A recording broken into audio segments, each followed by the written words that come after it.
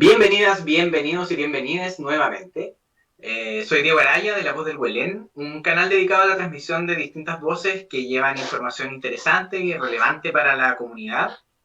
Y bueno, quiero partir extendiendo nuestras disculpas por la demora a las personas que nos estuvieron esperando desde hace ya varios minutos. Tuvimos algunas dificultades técnicas imponderables, parece que han sido la tónica de muchas transmisiones, así que bueno, las disculpas vayan con todas y todos y todas. Para quienes ya nos han acompañado en nuestros programas anteriores, gracias por sus comentarios. La verdad es que ha sido súper valioso todo el feedback. Todas las semanas son nuestro principal insumo para mejorar y para ir escogiendo los temas que vamos a tratar. Hoy día, 26 de agosto de 2020, estamos transmitiendo La Voz de la Ciencia. Nos va a acompañar Diana Leiva, que ya nos está esperando, para hablar de ingeniería en alimentos y bioprocesos, pero antes de comenzar, queríamos hacer un alto para dar un espacio a una iniciativa que nos mueve mucho, profundamente, en verdad, como canal. Y estamos hablando del caso de Borjita, un bebé precioso de Concepción. Tal vez muchas personas ya están informadas de esto. Y es un pequeño que está sufriendo una enfermedad terrible, que es la atrofia muscular espinal tipo 1. Es una enfermedad con un difícil pronóstico de vida que impide la motricidad y la respiración, lo cual ha sido obviamente un golpe durísimo para Borjita y para toda su familia, y para su hermanito Facundo. La única esperanza que tiene hoy día esta familia y Borjita es que que pudiera, digamos, acceder a un medicamento que se llama Zolgensma, el cual repara el error genético que desarrolla esta enfermedad. Lo que nos urge como Voz del Huelén, por eso nos queremos tomar este espacio, es apelar, digamos, para que todos a quienes estamos apoyando esta causa podamos abordar estas dos cosas, digamos, que es lo que más nos preocupa. Primeramente, que el medicamento para que haga el efecto necesario, tiene que administrarse antes de los 2 años de vida, y para eso quedan 127 días. ¿Ya? Y en segundo lugar, el tema de que Zolgensma es el medicamento más caro del mundo, costando la poca humana cifra de 2.1 millones de dólares. Estamos hablando de más o menos 1.600 millones de pesos. La familia de Borja, en especial sus padres, María José y Rodrigo, están en medio de jugarse su última esperanza, llevando a cabo esta gran campaña de amor y pidiendo ayuda a través de todo el mundo, en verdad, para quienes puedan contribuir en vencer a esta enfermedad. Al día de hoy va recaudado un 37% del total, lo que nos hace dar todo lo que esté a nuestro alcance para apurar esta carrera contra el tiempo. Tenemos 127 días, así que los y las invitamos a difundir esta causa lo más posible, ya que hagan sus aportes. Todos los aportes ayudan. La página oficial de la resolución del aporte es www.ayudemosaborja.cl, ¿ya? Así que por favor, ayudémonos todos.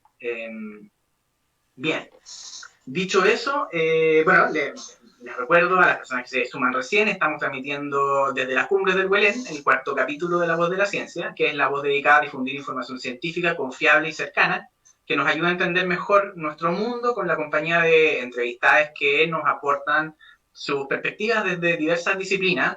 Y hoy día estamos con Diana Leiva, docente, investigadora y desarrolladora, magíster en ciencias y doctorante en la Universidad de La Serena en ingeniería en alimentos y bioprocesos. Bueno, y les contamos que durante la entrevista trataremos temas como qué es la ingeniería en alimentos, cuál es el paso de plásticos a bioplásticos, y también hablaremos un poco sobre el desperdicio de alimentos, ¿ya? Hablaremos de este y otros temas con Diana durante la entrevista. Recuerden que, como siempre, pueden ir dejando sus dudas ahí, sus preguntas y sus saludos en la caja de comentarios de la transmisión. Y al final del programa vamos a tener un espacio para que ella pueda abordar algunas de estas preguntas. Así que estamos ya con Diana Leiva, docente, investigadora y desarrolladora, ¿cierto? Ella se ha desempeñado tanto en la industria del control e implementación de normas alimentarias como en la investigación. Ha participado en 2 proyectos Fondesit, fue ganadora del concurso Aplica tu Idea 2018 de la Fundación COPEC UC, y los últimos años ha participado como evaluadora y expositora en algunos programas CONICYT, de Explora CONICYT. Además, Diana se especializa en tecnologías emergentes y optimización con foco en materiales para envase y obtención de compuestos bioactivos a partir de matrices alimentarias y desechos agroindustriales. ¿Ya? Finalmente, mencionar que Diana está enfocando su doctorado justamente en este desarrollo de films biodegradables y bioactivos. Diana, muchas gracias por acompañarnos hoy día. ¿Cómo estás y desde dónde nos acompañas? Hola, bien, gracias por invitarme a ustedes y también a las personas que están conectadas. Yo los acompaño desde La Serena. Hace 3 semanas que estamos en cuarentena obligatoria, 3 semanas más o menos, así que con una probable extensión a todo septiembre, así que vamos a estar probablemente en las mismas condiciones por harto rato. Sí, parece que es el tiempo de la paciencia, ¿no? Sí. Nos toca a todos. Oye, Diana, queríamos partir tratando de entender un poquito más de tu disciplina, de dónde viene más o menos, para dónde va la ingeniería en alimentos, y luego adentrarnos un poco más en temas más específicos y profundos y de los proyectos que estás trabajando. ¿Ya? Les recuerdo a las amigas, amigos y amigues de la casa que vayan dejando sus preguntas y saludos en la caja de comentarios para abordarlos al final. ¿Ya?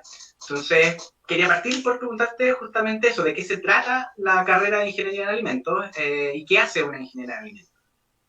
Bueno, la carrera de Ingeniería en Alimentos es una carrera que encuentro que es súper multidisciplinaria porque estudia los alimentos y su procesamiento, pero mezcla aspectos de la biología, de la química, microbiología, incluso de ingeniería mecánica, podría decirse.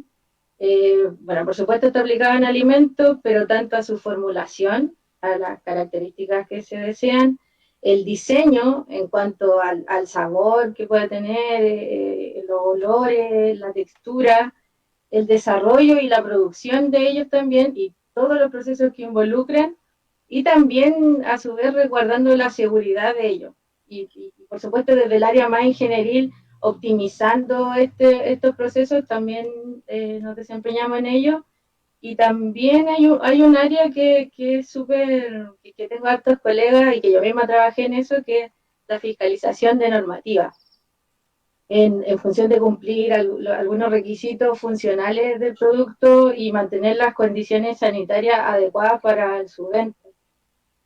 Eh, bueno, además de velar por una producción que sea correcta, es muy importante mantener los productos inocuos, libres de patógenos. Entonces, en ese sentido, por eso te digo, la mayoría de mis colegas trabajan en industria en labores asociadas a la implementación y fiscalización de alguna norma alimentaria, para alcanzar los estándares de calidad que son necesarios para su venta. Yeah. Oye, cuando hablamos de cómo, de hacia dónde, de dónde viene y para dónde va, pensábamos un poco como en el cambio de foco de la disciplina, como, cuál era el foco de la ingeniería en alimentos o de la carrera de ingeniería en alimentos hasta hace algunos años y cómo se ha visto cambiar, supongo yo, a pito de cambios, digamos, partiendo por el climático que me imagino que reorienta un poco la carrera, ¿no? Sí, bueno, cómo partió y hacia dónde se orienta. Por ejemplo, en el mismo sentido de la aplicación de normas, hay una norma sanitaria que se llama, una norma de alimentos que se llama HACCP, que es el análisis de peligro y control de puntos críticos, que tiene una partida súper curiosa porque lo diseñaron los de la NASA, porque pensaban cómo van a mandar astronautas al espacio y cómo se iban a alimentar, porque en las naves no van a tener ni refrigeradores ni despensas para poder sacar los alimentos, y imagínate qué horrible tiene que ser tener una indigestión en el espacio. Entonces empezaron a pensar cómo podían implementar algún proceso donde se evaluaran los posibles riesgos y además se pudieran prevenir. Entonces, incluso esto fue a finales de los 50, a principios de los 60, y hasta el día de hoy se aplica y en la mayoría de las empresas de alimentos. Entonces tiene una partida como así la carrera, o sea, una mirada de un ejemplo que te doy de cómo, de lo que hacemos y de dónde parte. Tradicionalmente el enfoque es la conservación y la estabilización de los alimentos en el tiempo, que se puedan preservar. Mientras que ahora las nuevas tendencias se centran más que nada en las nuevas tendencias que buscan los consumidores. Se busca diversidad de alimentos, hay tendencias como vegetariano, vegano, veganas, celíaco, intolerante a la lactosa, incluso alimentos coche han tomado harta importancia en los últimos años. Los alimentos son los que permiten no comer la ley judía, y que uno pensaría que es porque es muy poca gente la que los consume, pero tiene un mercado súper importante. Entonces, para cada categoría, si se puede decir, de alimentos, se deben hacer y diseñar procesos que vayan acompañados de calidad, de mantener la calidad y preservar también el alimento. Yeah. Y, bueno, y un poco lo que me decía, como hacia dónde avanzaría, yo pienso y espero que la carrera avance también bueno, y que Chile avance hacia una mayor industrialización, porque actualmente los alimentos son la segunda fuerza productiva de Chile, después del cobre. Entonces, la mayoría de los alimentos que vendemos, que ganamos por exportación, son commodities, son materias primas que se venden y generalmente sin ningún otro tipo de proceso asociado a ellas, solo se vende. Entonces, las ganancias que se tienen son mucho menores. No sé, le pongo un ejemplo. Acá en Coquimbo se compra una bolsa grande de anchoveta, no sé, en 2.000 pesos, una bolsa. Y un poco más allá, en la región del Limarí, cerca de Ovalle, se produce el aceite de oliva, y que también estos dos productos se pueden vender casi a granel, en grandes cantidades a otros países. Y después uno va al supermercado y se encuentra con una lata que tiene la anchoveta, que son 4 anchovetas y un poco de aceite de oliva, probablemente acá, y vale, no sé, 5.000 pesos. Entonces, eso falta acá. Yo quisiera mucho que hacia allá avanzara, porque creo que está la gente para las personas avanzando en la ciencia, que podrían mejorar, optimizar procesos, y también está esta mano de obra de los colegas que también podrían avanzar y desarrollar sus carreras hacia ese lado. Y también Chile, yo creo que necesita pegarse ese salto. Ojalá avance hacia allá. Oye, pensando un poco en esta como naturaleza de commodity que está teniendo los alimentos, me hace pensar un poco en la pregunta que queríamos hacer, digamos, que tiene que ver con el desperdicio alimentario, que no es, digamos, la comida que uno deja, digamos, sino que es mucho más amplio que eso. Nosotros veíamos que un tercio de los alimentos producidos en el mundo, digamos, terminan en un vertedero, lo cual equivale a 1.300 millones de toneladas. Pero al mismo tiempo, leíamos por ahí, lo estuvimos viendo, espero que el enlace lo podamos por ahí compartir, pero al mismo tiempo se estima que la explosión demográfica va a exigir a 2050 que se aumente un 30% de la producción alimentaria. Si estamos hablando del mismo 30% que lo desperdiciamos, lo necesitamos más encima, digamos. Entonces, nos volaba un poco la cabeza, digamos. Acá en Chile veíamos que la Universidad de Talca calculó que botamos más o menos 3.700 millones de toneladas en alimentos, de los cuales el 44.1% es comida preparada, con lo que implica el desperdicio de envasado, digamos. El 24.4% es verduras y el 12.9% es pan. Pero pensando un poco en lo que me decías de que los alimentos están hoy día más bien pensados como commodities más que otra cosa, desde tu perspectiva de especialista en aprovechamiento de residuos de la industria alimentaria, ¿cómo es que las tecnologías en alimentos están reaccionando un poco a estos datos, a este fenómeno? Oye, súper buena la pregunta. Bueno, sí, la ONU junto a la FAO ya se propusieron algunas metas de desarrollo, como tú decías, para el 2050. Son 12 metas y una de ellas es garantizar patrones de producción y consumo sostenible, que claramente no los tenemos. Estamos, como tú dijiste, estamos en un escenario súper paradójico porque en el mundo hay hambre y casi 700 millones de personas padecen de nutrición crónica y por otro lado hay mucho desperdicio. Todas las toneladas que tú nombraste, o sea, un tercio de todos los alimentos producidos a nivel mundial actualmente se desechan. Y no solo los alimentos, o sea, ahí se pierde plata, se pierde otros recursos que fueron necesarios para producirlo, como la semilla, el agua, los piensos, la mano de obra involucrada y también el transporte que significó. Entonces, hay un escenario súper complejo ahí. Y también recuerdo haber leído algunos análisis que hacían de cómo en qué parte, en qué sector de la cadena de producción se perdían los alimentos, porque hay pérdidas desde la producción misma, o sea, una vez estando en la industria y se producen, algunos se desechan, quizás pueden haber tenido un fallo en algún lote, se botan, o quizás más allá en la cadena en el transporte, quizás minorista, hubo un corte en el congelado, por ejemplo, en este sistema de congelación y se pierden algunos, se bota como desperdicio. O ya también llegando a las casas, eh, o sea, imagínate la cifra que tú das, el pan, una de las cosas que más se bota. Entonces, compramos quizás más pan del que ocupamos, no lo guardamos bien, no sé, ahí habría que, que, que cuestionarse un poco y reflexionar un poco el consumo que tenemos. Y bueno, analizando como, haciendo un análisis global, hay países donde cambian de dónde se pierden los alimentos. Por ejemplo, en los países más desarrollados se pierden alimentos en esta última parte, en el consumo domiciliario, digamos. Pero en los países menos desarrollados se pierden en las etapas de producción.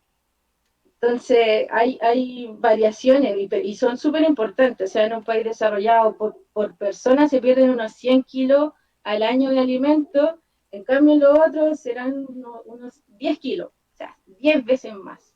Vaya, Entonces, eso es importante. una dispersión grande. Acá, sí, acá en Chile, como tú decías, son 27.000 toneladas de alimentos, principalmente acá en Chile es un mal manejo de la cadena de producción.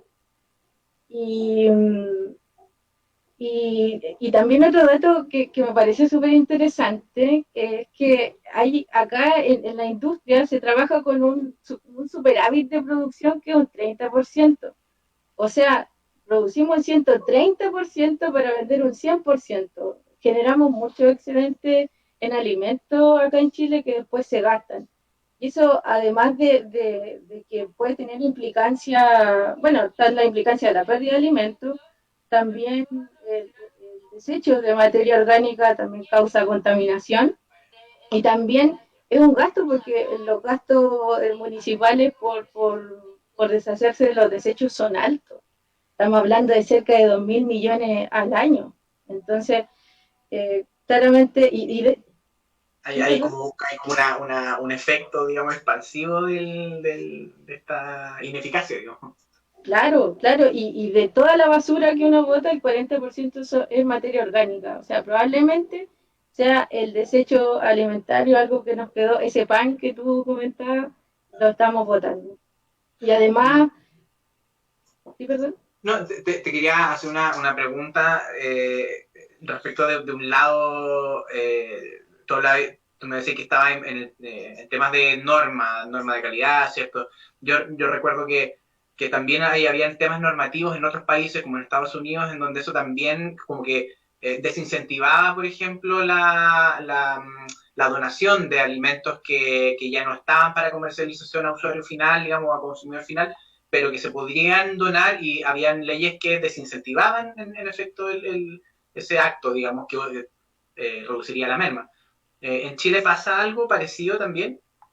Mira, hace como 2 años yo vi una iniciativa de una ley que yo pienso que ya con el coronavirus probablemente esté sea una de las últimas en conversarse, pero era justamente sobre el promover el uso de estos desechos alimentarios que no son tan desechos, o sea, si tiene alguna falla o algo en una industria, el promover la donación. Pero hasta el momento algo legal no aparece. Incluso, bueno, yo sé que hay redes de alimentos también acá en Chile. Hay un banco de alimentos incluso que se formó el año 2010 más o menos, y a través de ese banco hay un proceso súper eficiente donde hay uniones de empresas y organizaciones sociales donde se reparten los alimentos que son aptos para el consumo humano. Entonces, ojalá se promueva también y se incentive a que se repartan, porque hay, como te comentaba, un superávit de producción y al otro lado hay un desperdicio.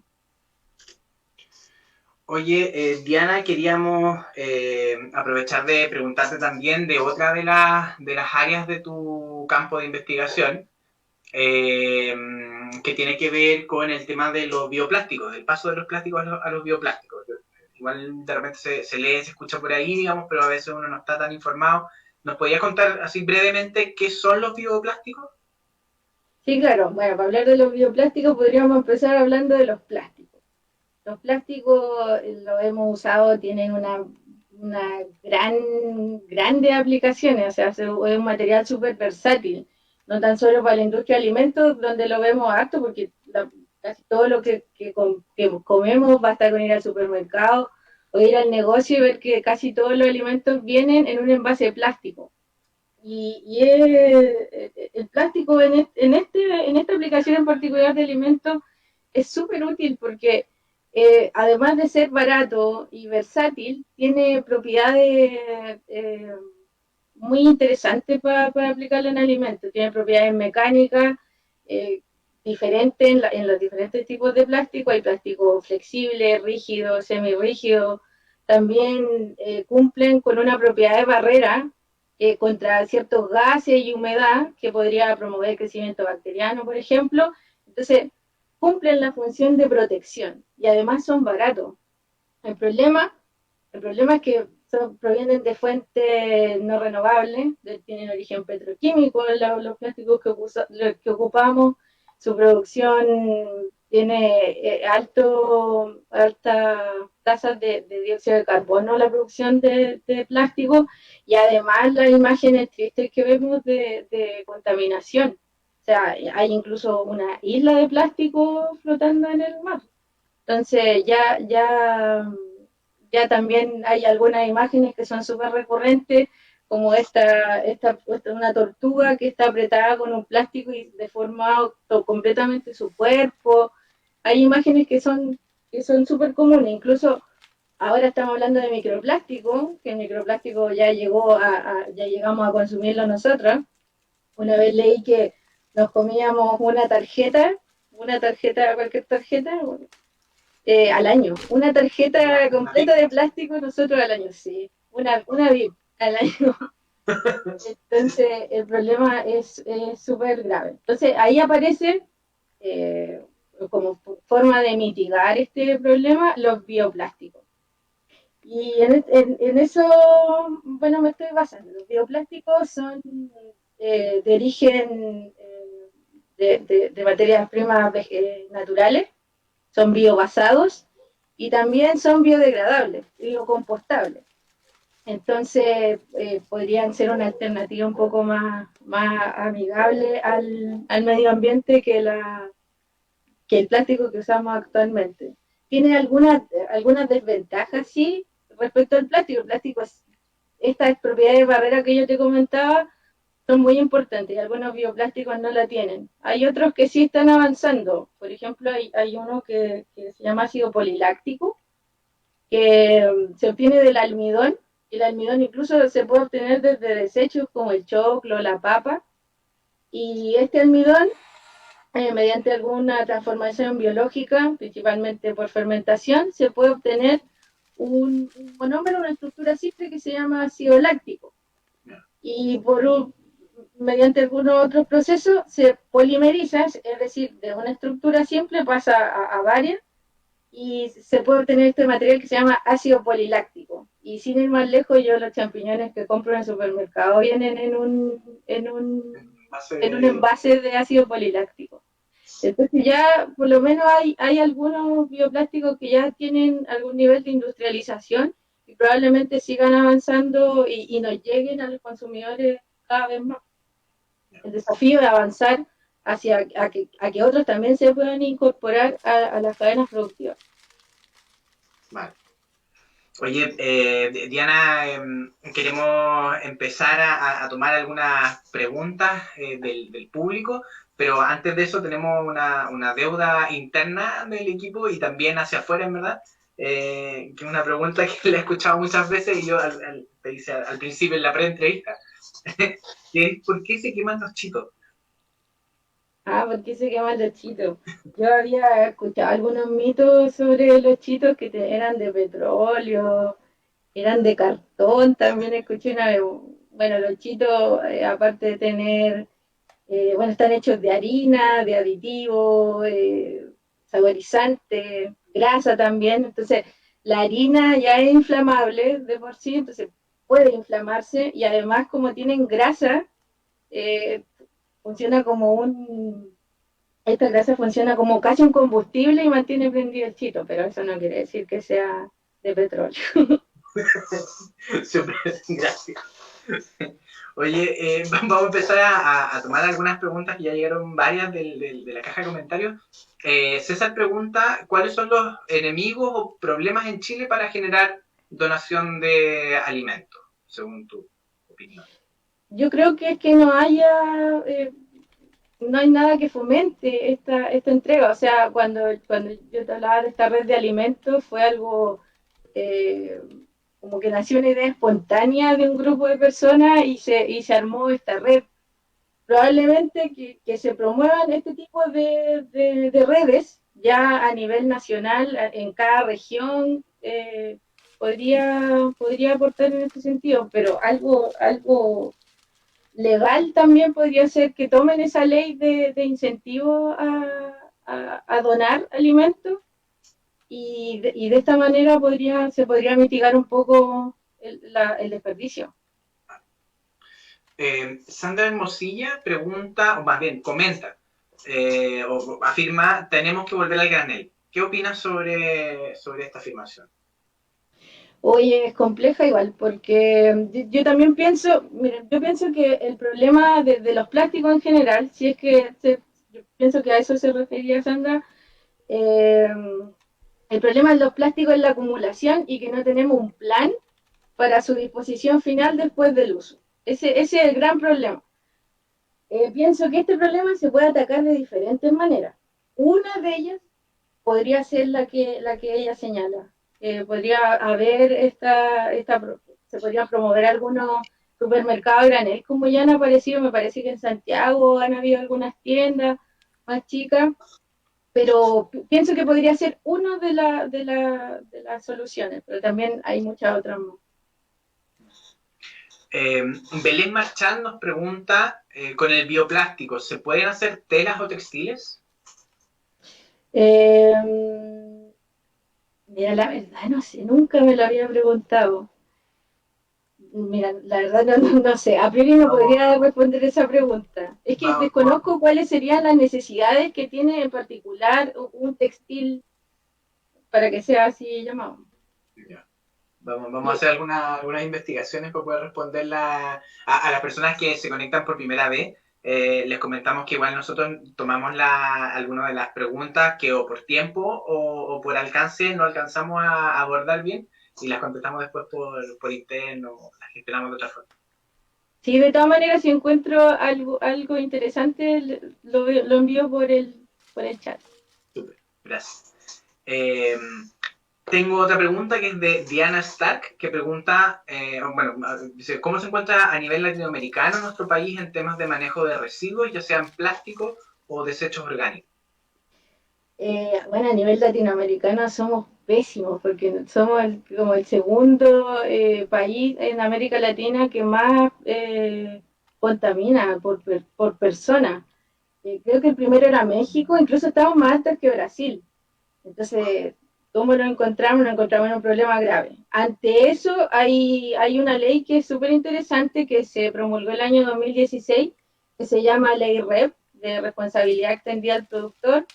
Y ahí, y ahí yo pienso que con esto se va a mitigar también este tanto desechos, porque esta ley obliga a los productores de desechos orgánicos y plásticos a hacerse cargo de estos desechos que genera a través de estrategias como reutilización, reciclaje o derechamente disminución de los desechos. Quizá indirectamente esta ley podría permitir que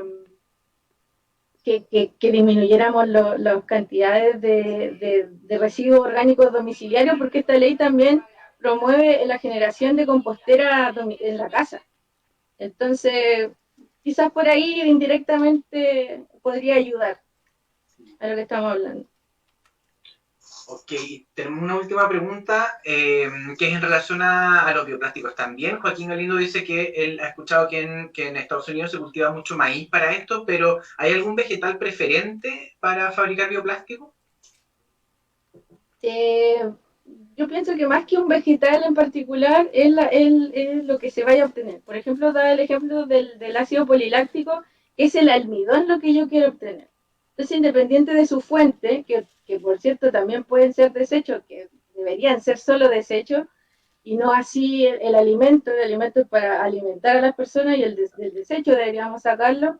Entonces, lo principal, más que un alimento en particular, sería el material que nosotros queremos sacar y convertir en el bioplástico. Súper, súper. Oye, bueno, en virtud del tiempo, digamos, vamos a quedar hasta ahí con las preguntas, pero te quería preguntar a ti si querías cerrar en el fondo como esta conversación con algún mensaje que te parezca relevante. Y tal vez contarnos un poco del evento que se viene también en una semana más en la que tú también estás participando con ICIT, ¿cierto? Sí. Con Explora, sí. Con Explora, bueno, ayer teníamos la presentación y por problemas técnicos el día lunes hubo unos vientos súper fuertes acá en la región. Ayer llovió también, se cortó la luz en algunas partes de Coquimbo, cerca de mi casa también.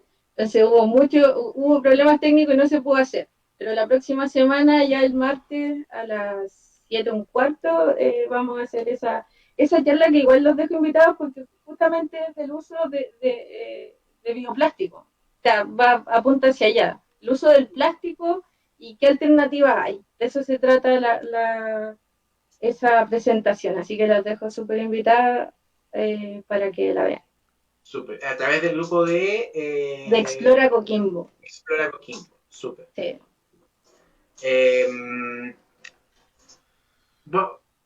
Voy a ingresar una última que llegó a la cola, pero alcanzó a entrar por la puerta.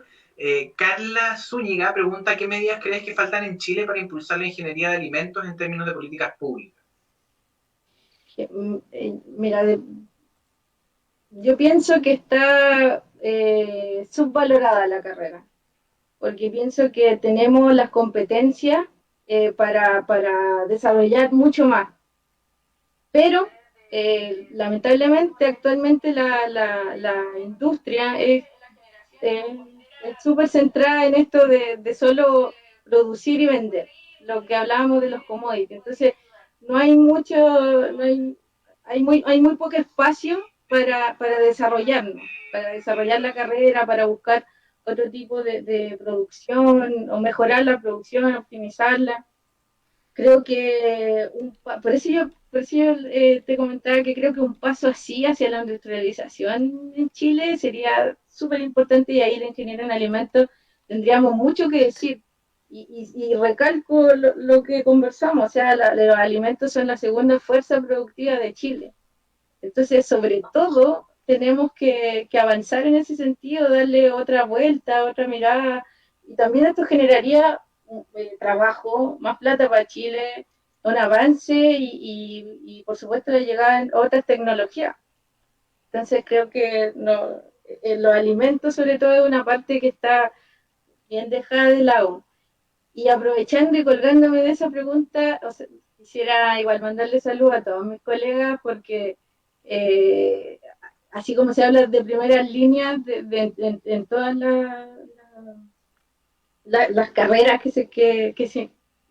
todos los trabajadores, mis colegas también han estado trabajando todo este tiempo. Las empresas de alimentos son esenciales, están categorizadas como esenciales y también están en esta primera línea con el COVID, donde sobre todo ahora se hace mucho más importante que estas medidas sanitarias, estas medidas de fiscalización que hacemos, sean mucho más fuertes por la pandemia. Sí, sí, en realidad, bueno, nos plegamos en realidad a la felicitación y al agradecimiento, en verdad, por todo ese trabajo. Yo, Diana, sin querer abusar de tu tiempo, te quería preguntar si es que nos podías regalar una respuesta más. Eh, Sí. David Miranda nos preguntaba qué sucede con las bacterias que sintetizan el plástico. ¿Es verdad eso? ¿Es caro su manejo? ¿Cómo funciona? Sí, Las es verdad. bacterias que sintetizan. Eh, bueno, no entendí mucho la pregunta de la bacteria que sintetiza. Probablemente, o quizás se refiere a degradan. Posiblemente, tal vez. Bueno, en degradación de plástico, bueno, hay bacterias que degradan plástico. Eso sí, hay bacterias que degradan plástico. Justamente el martes voy a mostrar un ejemplo de, de una bacteria que naturalmente tiene una enzima que se llama cutinasa, que degrada el plástico, y voy a mostrar un ejemplo de cómo unos investigadores a esa enzima la pegaron a un péptido, que es un segmento corto de proteína, y mejoraron mucho el rendimiento de degradación de plástico. Así que a David Miranda lo invito a que vea el martes para profundizar un poco más en ese estudio. Sí, pero nosotros nos quedamos con ganas de ahondar más. Sabemos que tú haces un trabajo también en revalorización de proteínas, así que ahí seguramente tenemos mucho, mucho que decir. Queda David muy invitado entonces al programa del martes también. Eh, Nuevamente, digamos, en virtud de la hora, queremos empezar ya a cerrar con eso, con esto, agradecerte el tiempo que te tomaste para compartir con todos y todas las personas que están aquí acompañándonos en La Voz de la Ciencia y agradecerte la disposición para explicarnos sobre esta disciplina súper desconocida y, como bien dices tú, súper infravalorada, en verdad. Eh, Desde ya te dejamos invitada a futuras conversaciones. Esperamos volver a tratar aristas que hoy día no pudimos tratar o generar conversaciones más amplias, ¿cierto? A quienes nos acompañaron hoy día, les pido por favor que nos dejen sus comentarios, lo que les gustó, lo que podríamos mejorar, otros temas que les parecen interesantes, que tal vez quisieran que abordáramos. Esta iniciativa sigue en construcción, así que todas sus opiniones son súper, súper bienvenidos y son súper valiosos para todos y todas en el equipo. No olviden el programa de la próxima semana. ¿Me puedes repetir, por favor, la hora? Es el martes A las 7:15. a las 7:15 en el canal de Explora Explora, Coquimbo. ¿sí? Sí. Por Facebook. Así que, bueno, los esperamos en nuestro próximo programa, que será dentro de 2 semanas más, para una conversación que nos conecte de nuevo con la ciencia de hoy. Hay algunas otras sorpresitas que no queremos spoilear todavía, pero los invitamos a todos y todas a que exploren nuestra página y empiecen a familiarizarse con los contenidos que estamos subiendo. Así que no olviden conectarse, a escuchar todas las voces del Huelén, darle like a nuestra página de Facebook y seguirnos también en nuestro nuevo Instagram, porque así se mantienen al tanto de toda la información y de nuestras entrevistas. Nos encontramos pronto en las cumbres del Huelén y a seguir cuidándose todos y todas. Buenas noches y Chao.